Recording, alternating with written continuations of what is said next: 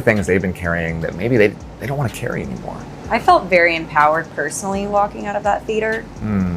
Thank you for saying that. So I think Taylor Swift reportedly felt a deep sense of violation after her private text messages with Blake Lively were unsealed, as the situation unexpectedly pulled her into a highly public controversy she never intended to be part of. What began as behind-the-scenes communication quickly transformed into a major narrative shift once those messages entered the public record, moving the story away from speculation and rumor into something far more concrete and scrutinized. The unsealed texts revealed not only her words, but also their tone, timing, and emotional context, which allowed the public to interpret her perspective in a way that stripped away privacy and nuance. According to sources, this left Taylor feeling exposed, embarrassed, and blindsided, as something she believed was shared in confidence was suddenly being analyzed, debated, and used as leverage in a situation she did not control. The idea that her private communication may have been circulated or utilized without her full consent only intensified that sense of betrayal, making the entire ordeal feel less like a misunderstanding and more like a breach of trust. Insiders suggest that this has been an incredibly difficult period for her emotionally, as she is someone who is known to be highly protective of her personal life and intentional about what she chooses to share publicly. Once the texts became public, the broader narrative surrounding Blake Lively also began to shift, with many observers reassessing earlier assumptions and drawing new conclusions based on the revealed exchanges, further amplifying the intensity of the situation.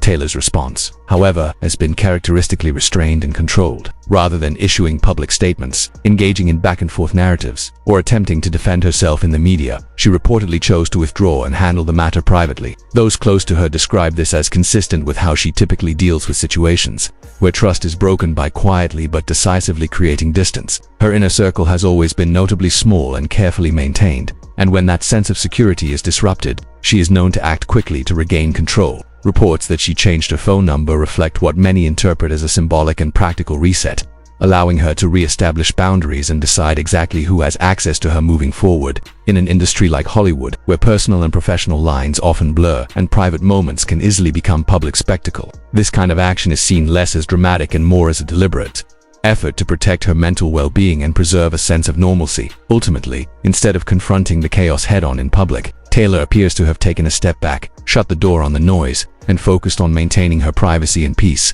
reinforcing a pattern she has followed throughout her career whenever she feels that a line has been crossed beyond repair.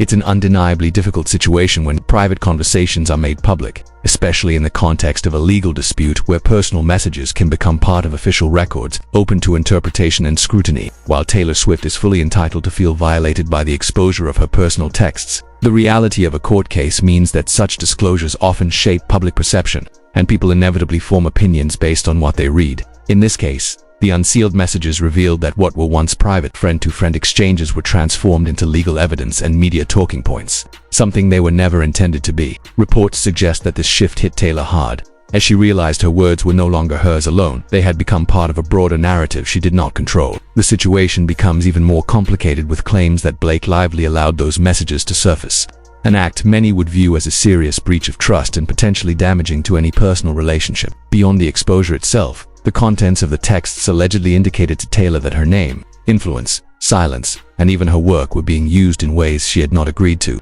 turning her into a form of leverage behind the scenes. As the details became public, it painted a picture fairly or not of strategic maneuvering, where private relationships intersected with public positioning, and that realization reportedly prompted Taylor to step back completely. Sources indicate that once Taylor understood the full extent of the situation, she reframed it not as a simple creative disagreement but as a deeper issue of trust being broken, leading her to disengage entirely, without issuing public statements or directly addressing the controversy. She is said to have subtly made it clear that she did not see herself as an active participant in whatever unfolded, but rather as someone caught in the middle. Her withdrawal had noticeable ripple effects, as it shifted attention back onto Blake, who was then left to face the growing scrutiny alone. At the same time, public reactions intensified, with discussions expanding beyond the initial conflict to include audience responses, industry chatter, and mounting pressure reflected in petitions and commentary. Reports also suggest that Taylor's team views her as an unintended participant in the situation, reinforcing the idea that she was pulled into something far beyond her control. Interestingly, the public response from her fan base appeared more restrained than expected, with many choosing not to engage, a silence that, in a media-driven narrative, can be just as impactful as vocal support. Ultimately, this situation seems less about a clear winner or loser in a legal sense and more about control over perception.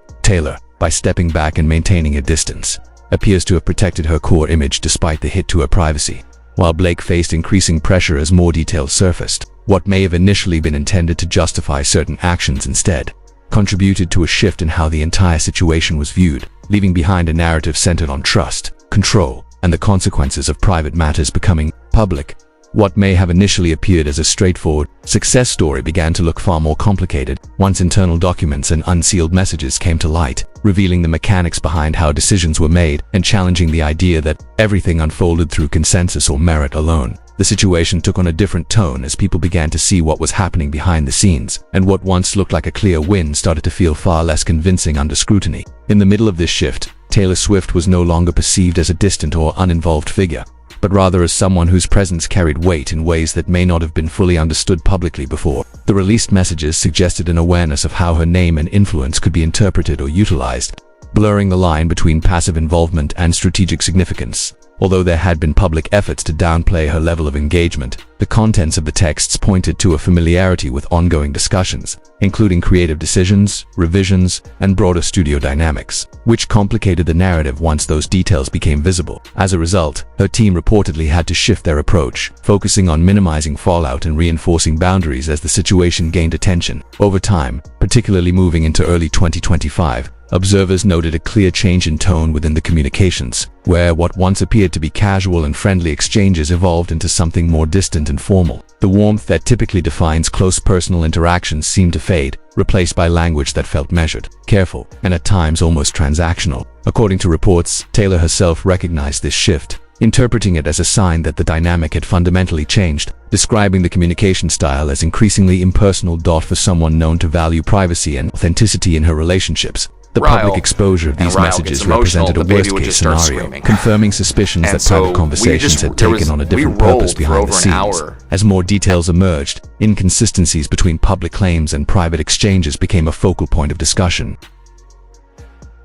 leading many to question credibility and intent, particularly when the tone of the messages appeared more calculated than spontaneous. In this context, the broader narrative surrounding Blake Lively began to face increased pressure, as the same material that may have been expected to provide clarity instead raised further questions. What might have been intended as a form of support or validation started to resemble a documented trail of decisions and positioning, making it harder to maintain a consistent public image. By early 2025, the situation had clearly reached a turning point, with Taylor's camp reframing everything as a fundamental breach of trust rather than a misunderstanding or creative disagreement. Once that boundary was established, the relationship appeared to effectively end, marked not by public confrontation but by quiet and decisive withdrawal. Reports that Taylor changed her phone number, tightened her inner circle, and limited access to her reflect a pattern of response focused on control and protection rather than reaction or escalation. Rather than engaging in public disputes, she seemed to prioritize containment, stepping back, drawing clear lines, and ensuring that whatever remained of her personal space stayed firmly under her control.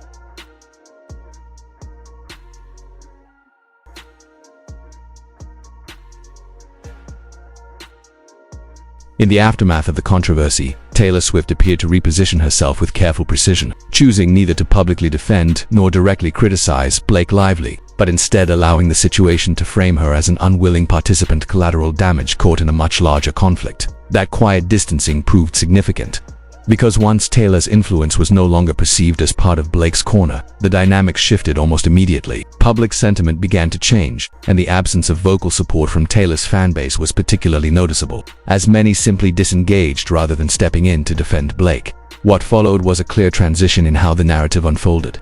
Blake appeared to move from shaping the story to responding to it, with external reactions such as growing criticism, petitions, and unfavorable audience responses reflecting that loss of control. As legal proceedings loom, with a trial reportedly set for May, the stakes have only intensified, especially since every message that has surfaced is now part of the broader conversation, drawing in additional high-profile names and widening the scope of attention. Throughout this, Taylor's approach has stood in stark contrast, demonstrating a level of control over timing and response that relies less on direct statements and more on calculated silence. Rather than escalating the situation, she allowed the lack of engagement to speak for itself, turning absence into a form of influence. Her reach, built over years in the industry, extends far beyond any single project, and this situation highlighted the difference between having access to that influence and actually controlling it. As some observers interpret it, Blake may have relied too heavily on proximity, assuming it translated into lasting support, only to find herself isolated once that connection was withdrawn. In an industry like Hollywood, where reputations are often shaped as much by perception as by fact, documented evidence, especially private messages, can carry lasting weight.